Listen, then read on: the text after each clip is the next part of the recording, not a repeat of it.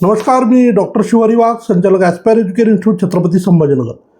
विद्यार्थी मित्रांनो, aspire education इन्स्टिट्यूटच्या माध्यमातून महाराष्ट्रातील तमाम विद्यार्थ्यांना विविध प्रवेश प्रक्रियेबद्दल मार्गदर्शन केलं जातं. त्या संदर्भातले रेग्युलर अपडेट्स आपल्या या यूट्यूब चॅनलच्या माध्यमातून शेअर केले जातात. त्यामुळे जर पहिल्यांदा जर आपण चॅनल बघत असाल तर चॅनलला सबस्क्राईब नक्की करा. महाराष्ट्रातील मेडिकल, इंजिनिअरिंग, फार्मसी, नर्सिंग या प्रवेश प्रक्रियेबद्दल अतिशय महत्त्वपूर्ण आणि अचूक माहिती आपल्या या यूट्यूब चॅनलच्या माध्यमातून, फेसबुक पेजच्या माध्यमातून आपण विद्यार्थी पालकांना शेअर करतो. त्यामुळं हे महत्त्वाचं आवाहन तुम्हाला या ठिकाणी केलेलं आहे. नेहमीच आपण विद्यार्थी पालकांना मार्गदर्शन होईल, त्यातून त्यांचा फायदा होईल, प्रवेश प्रक्रियेमध्ये मदत होईल, या संदर्भातले वेगवेगळे व्हिडिओ पोस्ट करत असतो. आज एक अतिशय महत्त्वपूर्ण व्हिडिओ तुम्हाला मी या ठिकाणी शेअर करणार आहे. महाराष्ट्रामध्ये येणाऱ्या काळामध्ये ज्या विद्यार्थ्यांना मेडिकल प्रवेश प्रक्रियेमध्ये भाग घ्यायचा आहे, ज्यांचं MBBSचं स्वप्न आहे आणि काही अंशी जे रिक्वायरमेंट आहे त्यापेक्षा थोडेफार गुण कमी असेल, परंतु जर त्यांना हे ॲडिशनल रिझर्वेशन त्यांच्याकडे उपलब्ध असेल तर निश्चितपणे त्या विद्यार्थ्यांना याचा लाभ होऊ शकतो. कोणतं आहे हे रिझर्वेशन? तर ते म्हणजे D1, D2 आणि D3. हे नेमकं काय प्रकरण आहे ते थोडक्यात समजून घेऊया. भारत देशासाठी देशसेवेमध्ये असणारे एक्स आर्मी पर्सन जे असतात त्या पालकांच्या पाल्यांसाठी, मुलांसाठी महाराष्ट्र शासनाच्या वतीनं एक प्रोव्हिजन केलेली आहे. त्याच्यासाठी काही स्पेसिफिक जागा त्या ठिकाणी रिझर्व ठेवलेल्या आहेत आणि यासोबतच बाहेर राज्यात शिक्षण झालेलं असेल तर त्याही संदर्भामध्ये काही महत्त्वपूर्ण नियम त्या ठिकाणी करून ठेवलेले आहेत, जेणेकरून देशसेवेसाठी वेगवेगळ्या राज्यांमध्ये वेगवेगळ्या ठिकाणी सेवा करत असताना जर त्यांचे पाल्य त्यांच्यासोबत त्या ठिकाणी असतील त्यावेळेस तर होऊ शकतं त्यांचं शिक्षण बाहेर झालेलं असेल, परंतु ते महाराष्ट्र राज्याचे रहिवासी असल्यामुळं त्यांच्या पाल्यांचं शैक्षणिक नुकसान होऊ नये म्हणून हा विचार लक्षात ठेवून ही प्रोव्हिजन त्या ठिकाणी केलेली आहे. तर नेमकं D1, D2, D3 हे काय आहे हे आपण समजून घेऊया. साधारण या सगळ्या कॅटेगरीमध्ये बेनिफिट्स काय आहेत, बाहेर शिक्षण झालेलं असेल तर काय नियम आहे हे पण समजून घेऊया आणि शेवटी साधारण जागा किती उपलब्ध आहेत, MBBS गव्हर्नमेंट मेडिकल कॉलेजच्या सीट्स किती उपलब्ध आहेत. मागील वर्षाच्या कॅप राऊंड 1 प्रमाणे साधारण 41 कॉलेजेस त्यावेळेस पार्टिसिपेट करत होते पहिल्या राऊंडमध्ये आणि त्या आकडेवारीनुसार नेमक्या जागा किती या वेगवेगळ्या D1, D2, D3साठी उपलब्ध आहेत हे तुम्हाला मी या ठिकाणी सांगणार आहे. आता पहिले तर हे समजून घेऊया डिफेन्समध्ये कोण कोण येणार. जसं आपण ऑलरेडी एक काल व्हिडिओ पोस्ट केलेला आहे, तो म्हणजे BSF border security force, ITBP, CISF, CRPF, Assam rifles या सेंट्रल युनिट्समध्ये सर्व्हिस करणाऱ्या व्यक्तींच्या पाल्यांसाठी ॲडमिशनमध्ये जर ते बाहेर शिकले असतील तर प्रोव्हिजन पूर्वी नव्हतं, आता ते प्रोव्हिजन आहे. त्या संदर्भातला क्लॉज नंबर 4.8.3 मी काल एक्सप्लेन केलेला होता एका व्हिडिओमध्ये.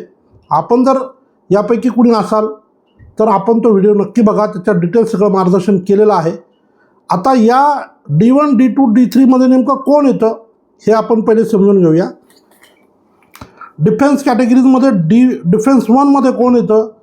For a son, daughter, spouse of ex defence service personnel domicile in the state of Maharashtra. असे विद्यार्थी ज्यांचे पालक हे एक्स सर्व्हिसमॅन आहेत.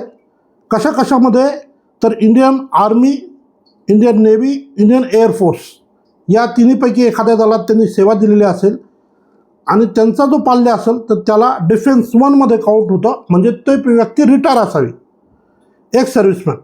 Defence 2, for a son, daughter, spouse of active defence service personnel domicile in the state of Maharashtra.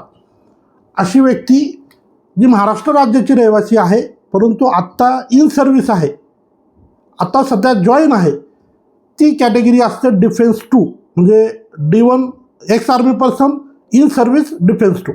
आणि defence 3 काय आहे? तर डिफेन्स 3 म्हणजे for a son, daughter, spouse of active defence personnel transferred to Maharashtra state from outside Maharashtra who is domicile of state other than Maharashtra. थोडक्यात काय? अशी व्यक्ती की जी या डिफेन्स D3मध्ये जी काउंट होते ती म्हणजे बाहेरच्या राज्यातली व्यक्ती, परंतु आता महाराष्ट्रामध्ये ते सर्व्हिसमध्ये आहे आणि डेप्युटेशनवर ते महाराष्ट्रामध्ये सर्व्हिसला आहेत. तर बाहेर राज्याचे रहिवासी आहेत, महाराष्ट्र राज्याचे डोमिसाईल नाही आहेत, पण सर्व्हिस निमित्त महाराष्ट्रात आहेत. तर याच्यात काय क्लॉज आहे, आपण काय समजून घ्यायचं आहे, असे व्यक्ती जे बाहेर राज्यात राहतात तिथले डोमिसाईल आहे, पण या सेंट्रल गव्हर्नमेंटच्या या तीनपैकी म्हणजे एक्स आर्मी, नेव्ही आणि एअरफोर्समध्ये सर्व्हिसला आहेत आणि त्यांची पोस्टिंग महाराष्ट्रात असेल, तर ऑब्वियसली त्यांच्या मुलांचं जर शिक्षण इकडं झालेलं असेल तर त्यांना डोमिसाईल कॅन्डिडेट म्हणून ट्रीट करावं आणि त्यांना महाराष्ट्र राज्याच्या प्रवेश प्रक्रियेमध्ये भाग घेता यावा, त्यांचं शैक्षणिक नुकसान होऊ नये म्हणून ही प्रोव्हिजन आहे. थोडक्यात D1 म्हणजे एक्स सर्व्हिसमॅन, D2 म्हणजे इन सर्व्हिस, D3 म्हणजे बाहेर राज्याचे परंतु आता महाराष्ट्रामध्ये सर्व्हिसमध्ये आहेत अशा व्यक्तीच्या पाल्यांसाठीचं हे ऑप्शन आहे.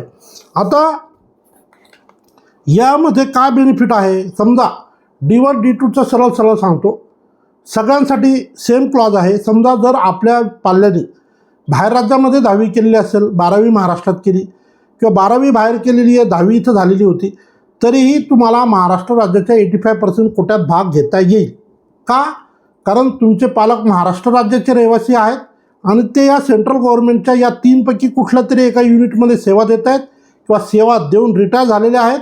जेव्हा ते सेवा देत होते तेव्हा तुम्ही त्यांच्यासोबत होता तर तुमचं शिक्षण बाहेर झालं आहे, परंतु आता तुम्ही महाराष्ट्रात आहात, पालकही रिटायर झालेत, तर अशा परिस्थितीमध्ये तुम्हाला तुमचं शैक्षणिक नुकसान होऊ नये म्हणून महाराष्ट्र शासनाच्या ब्राउचरमध्ये अशा पद्धतीचं प्रोव्हिजन त्या ठिकाणी केलेलं आहे. आता फार डिटेलमध्ये सांगायचं झालं तर शॉर्टमध्ये सांगतो. For selection against defence 1 and defence 2 seat following conditions will apply.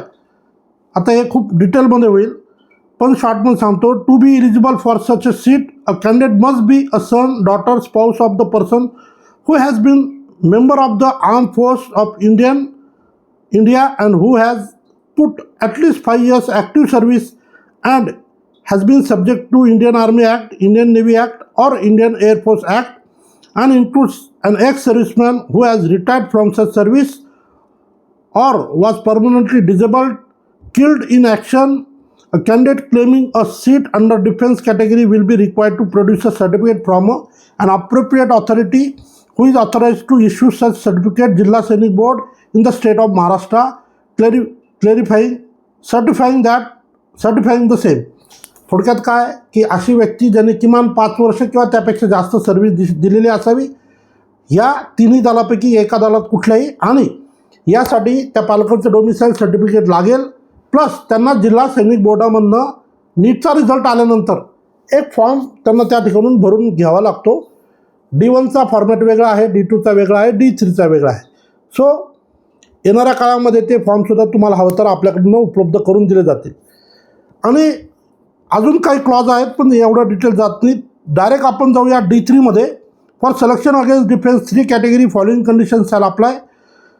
The concern defence service person who is domicile of the state other than Maharashtra and who has been transferred in public interest to Maharashtra state prior to the last date of the filling of preference form. कधी? आज अर्ज करण्यापूर्वी, choice फिलिंगच्या पूर्वी त्याचं महाराष्ट्रामध्ये transfer झालेला असावं.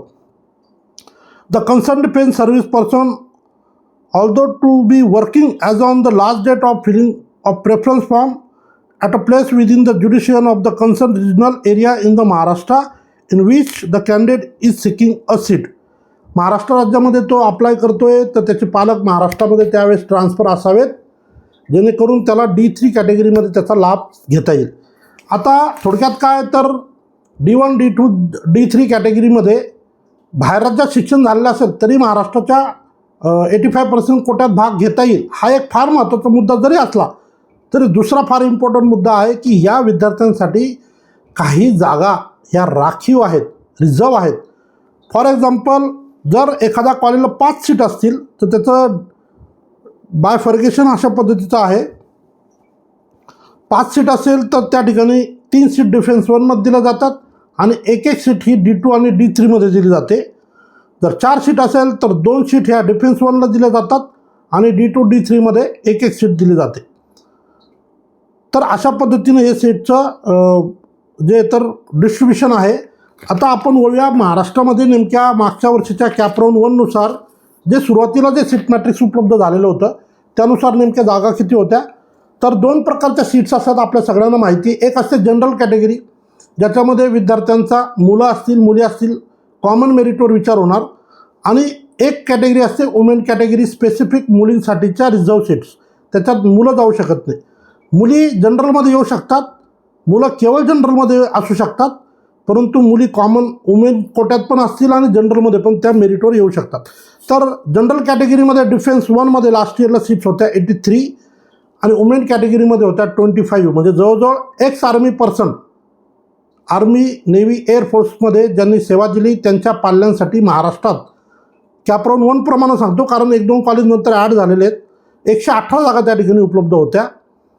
त्यानंतर D2 कॅटेगरी जे इन सर्व्हिस पर्सन आहेत, महाराष्ट्र राज्याचे रहिवासी आहेत, महाराष्ट्रात पोस्टिंग असेल किंवा देशभरात कुठेही असेल इन सर्व्हिस, तर या ठिकाणी जे तर 28 सीट्स या जनरल कॅटेगरीमध्ये आहेत आणि वुमेन कॅटेगरीमध्ये 12 सीट्स आहेत, म्हणजे जवळजवळ 40 सीट्स या D2 कॅटेगरीत आहे. मी तुम्हाला एक आवर्जून सांगतो, ॲक्च्युली आता त्याला 4 वर्ष झाले असतील. एक कोमल संजय सानप नावाची स्टुडंट होती, 503 मार्क होते, इन सर्व्हिस होते ते पालक, आता रिटायर झाले मला वाटतं. त्या मुलीला KM मेडिकल कॉलेजला ॲडमिशन मिळालं होतं, म्हणजे KMचा कट ऑफ तसा तर 600च्या आसपास राहतो, परंतु D2 कॅटेगरी असल्यामुळं ते पालक इन सर्व्हिस असल्यामुळं त्यांना त्याचा लाभ मिळाला आणि खूप अतिशय उत्कृष्ट असं कॉलेज त्या मुलीला त्या ठिकाणी मिळालं. थोडक्यात काय तर D2 कॅटेगरीमध्ये पण बऱ्यापैकी विद्यार्थ्यांना फायदा होतो.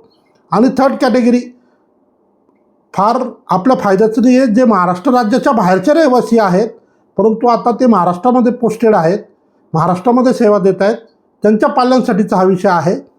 तर या संदर्भातलं मागच्या वर्षी पण माझ्याकडे एक पुण्याचे पालक होते.